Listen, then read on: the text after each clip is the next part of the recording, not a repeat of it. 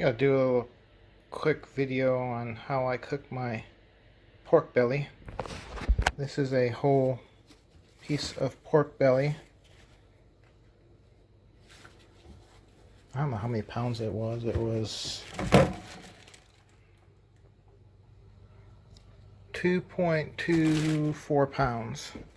I'm actually cutting, as you can see, it has the ribs in here still. I like the meat with the ribs. It's got a little bit of fat. It's not too fat. You can see the bone right there. So I'm cutting with my knife down the ribs to separate them. I'm going to cut right here. And then that should be the last cut.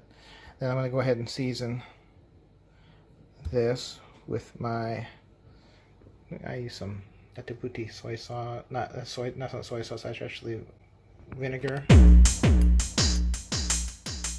and some other seasonings that I have right here. And then let it marinate overnight or for a couple hours, and then cook it in the oven. And hopefully when I'm done, this will be all nice and crispy and bubbly and crunchy goodness. But let me go ahead and finish cutting this and season it, and I'll either let it sit for a couple hours and cook it, or just wait till tomorrow and cook it. I might take some pictures when I'm cooking it for you guys so you can take a look at it and see what it looks like. And definitely we'll do a maybe while it's cooking and after it's cooking, and maybe a taste test so you can see what it's like. Let me go ahead and finish cutting this, season it, and probably pop it back in the fridge. You definitely don't want the skin to get wet, so I'm not going to put any sauces or anything on this side. I'll probably serrate it a little bit, maybe poke some holes in it, and then we'll see what happens after that.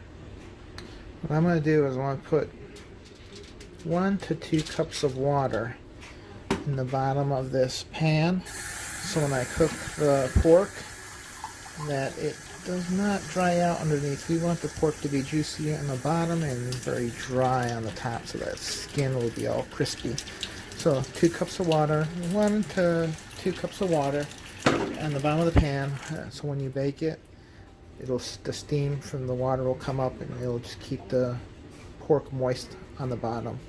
The pork itself, I left it in the fridge last night. It's really dry on top, but if you look underneath, really moist. You can see the spices in there, the various spices I put in there. The bottom of this is really moist, so we're going to go ahead and put that in the oven in a little bit. Let me get the pan ready. I'll put it on here. I got some extra virgin olive oil. I've been rubbing it on the top of this pan, so I'm going to lay it meat side down on here. You can see it's nice and coated right here. Lay the meat side down, skin up on here, and we'll go ahead and preheat the oven. I think we're going to preheat the oven to 350, and then we'll get it in there and start baking it. Got the meat on the pan. I'm going to put some salt on top to keep this dry and keep it from browning or burning. We'll take the salt off, a coating of salt off, after the meat gets through cooking for about 30 to 45 minutes, and then we'll let this brown up. We'll change the temperature in the oven to 460 and let it brown up real good after we're done cooking. So starting to get a nice coating of salt on here. You want to get it covered up all real good. Don't want to miss any spots, because if you miss a spot, that skin will burn. So once I finish this up, I'll go ahead and start this back up and let you get a look at that, okay? I went ahead and put my wireless thermometer in the meat. I love cooking with this thing. I got this off of Amazon for, I think, like 80 bucks. It's awesome. ThermoPro. I use it for when I'm grilling, when you're smoking. It has 2 prongs, so you can tell the internal temperature of the meat, and I can actually put another prong in here and it'll go ahead and tell me the temperature of the inside of the oven, for instance, to make sure, like if you're baking, you want something the exact right temperature. Especially you need that when you're smoking. You need to know the internal temperature of the meat and the internal temperature of the smoker. So you want to make sure you get something nice like this. And it has different settings for meats. It's set for pork right now. So I'm going to go ahead and put this in there after it heats up to the right temperature. The oven is preheated to 350. It actually says 340 if you look at it. The good thing about having a thermometer like this is you can actually turn on your oven, put a probe laid on the grill inside the oven, and I set mine for 350 a couple months ago. Come to find out that it runs about 10 degrees higher, 10 to 15 degrees higher than what it says. So that can really screw you up when you're cooking. If you're cooking like a cake and you're supposed to bake the cake at 350 for 40 minutes, it might come out dry. So the good thing about this is I actually know when I set my thermostat on my oven for 340, it's actually 350, so you don't overcook it. So let me go ahead and put this in the oven, and we'll have the pork in the oven ready to start cooking. Check back on you in 40 minutes. Keep an eye on this. Actually, this will be with me. I'll go watch some TV or something and set my timer for 40 minutes. This has a timer too. You can actually set this and it'll beep, and then as soon as it hits your correct internal temperature, it says 350. You can change the taste, but it's got the wrong one. I'll take a look at that later on. Alright, we'll just keep an eye on it. This temperature, not that one. Come to find out, if you hit the mode button, it'll change to different probes. Let me get in the light. So it says probe 1. That's probe 2. So that's that one, and then you can change the taste. Oh, let me change it to pork. Medium well done. I like mine medium because when I take it out, it's still going to be cooking. So if you take it out when it hits 160, it's still going to be, the internal temperature is still going to get warmer, still cook. So it might say medium, but when you take it out, it's going to be like a medium well, or even well when it gets through, because that meat's thick.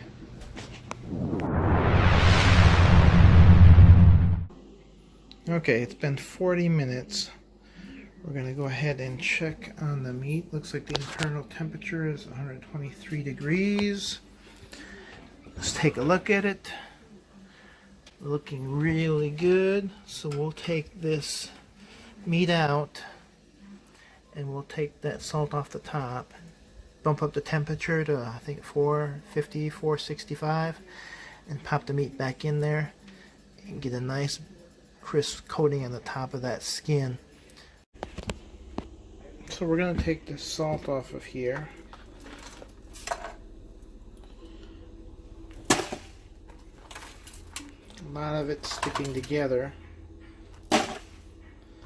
We'll just go ahead and get it over here, throw it in our trash, bump up the temperature to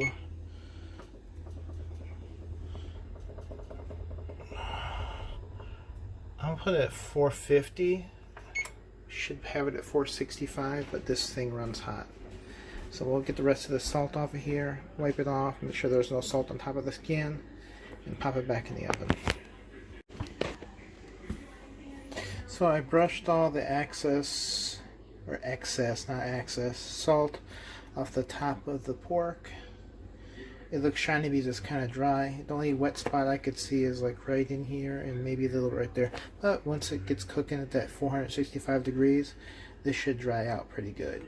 If there's still any wet spots, I'll just pop the oven on broil and try to dry it out a little bit more and get it to bubble on top. We'll see here in a little bit. Let's go ahead and get this back in the oven, set for 465. cook it for another 30 minutes. I'll probably take it out after 15 minutes, turn it around, and just to get an even cooking on it. So it's been 15 minutes at 465, already starting to get crunchy. We'll turn this bad boy around and go ahead and turn it and cook it for another 15 minutes on the other side. Wow, this is hot.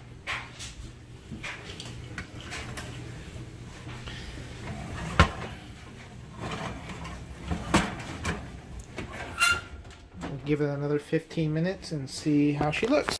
Well, another 15 minutes went by. Pork should be done. Wow, will you look at that?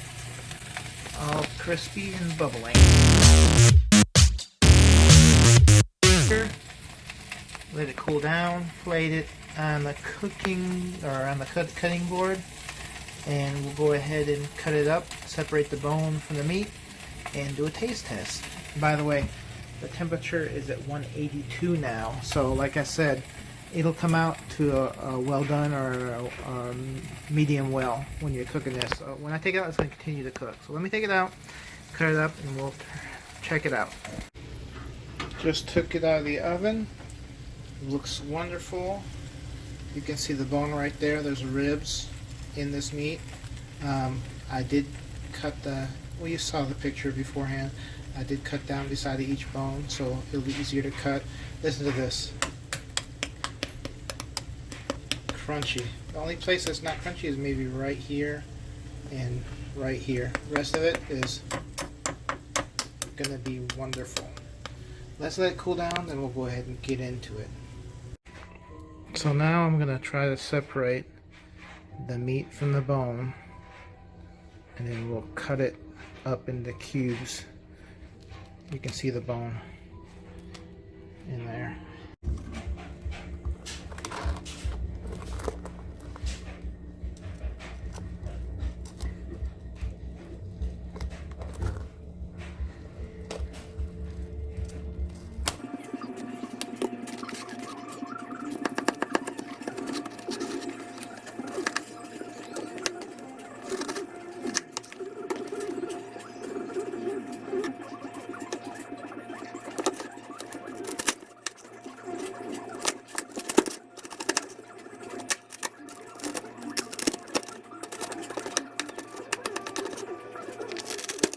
You can see the row of meat right there. A little bit of fat in between. Looking real good. Somebody's getting hungry. Ace, you get a haircut today, didn't you, brother? Looking pretty snazzy there. He's hoping something will fall on the ground so he can go ahead and get some. It's not going to happen on purpose, Ace. Let me cut the rest of this up and then we'll go ahead and taste it.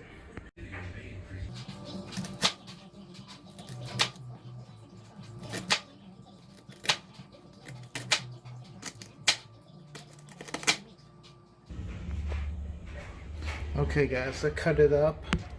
Ready for a taste test. Don't mind the beard. I didn't shave in a couple of days. So let me go ahead and get a piece here. Get a piece right here. Let's go ahead and hear me.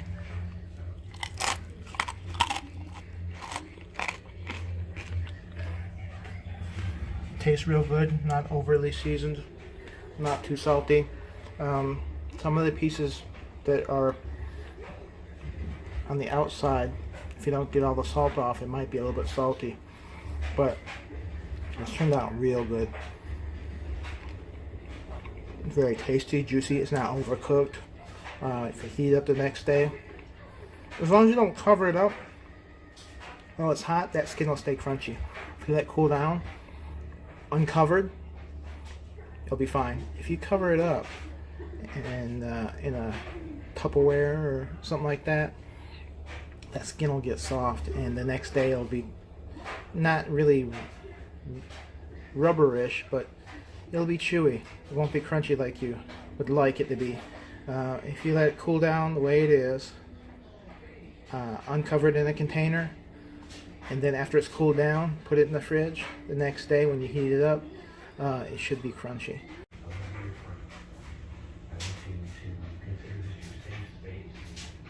So that's our video for today. The only difference between this recipe and another recipe I saw on the internet is some people used rice wine for this recipe. I didn't use any wine at all, rice wine or otherwise, and I didn't use any salt whatsoever besides what was on top of the skin. I did not season this with salt at all, the meat side, and all the salt that was on top of it I wiped off. Tried it, it's awesome. Like another YouTuber said, Mikey Bustos' cousins, Raquel. Hope you're watching, Raquel. She had a pork video. It looked so yummy. I said, I love it. It looks good. I'm going to try some. She said, pork is life. Enjoy, guys. If you like this video, hit that like button. Subscribe if you can.